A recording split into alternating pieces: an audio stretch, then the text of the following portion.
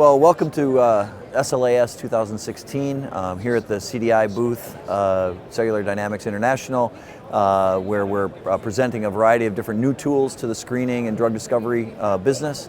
One of the things that you'll find interesting in this particular event is that we've been known as for our MyCell brand, which is our normal healthy donor iPS-derived terminal cells, cardiomyocytes, skeletal muscle, hepatocytes, cells that are used in drug discovery and safety testing.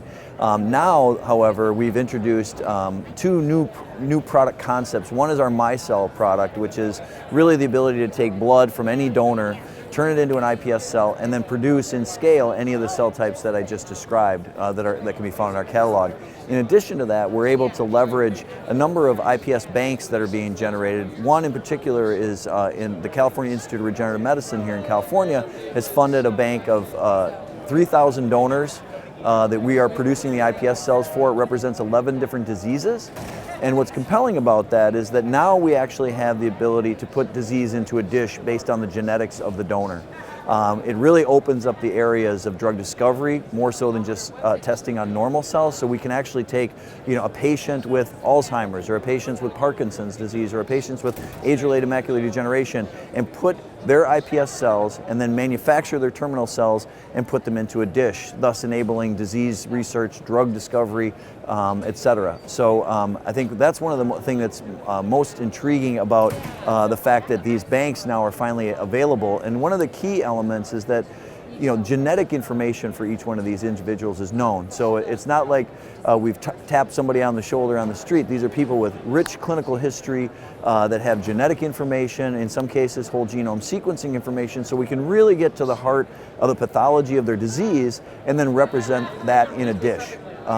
Thus, we can enable a lot of the tools that you see here on the floor of SLAS to actually make them more predictive, more efficient, and even better because we're now studying human biology in a dish as opposed to a generic cell type or a cancerous cell line that is supposed to represent or be a surrogate for additional tests. I think one of the other things that's interesting about this particular show for us is that it's one of our first exhibitions as part of the Fujifilm company.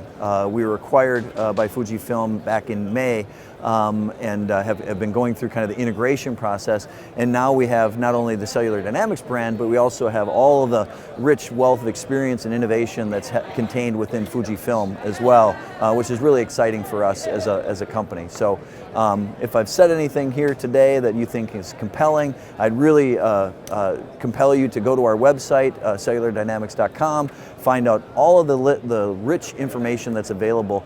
And I think one of the things I'm very proud of with our website is that it has a huge amount of information as to the application of these cells.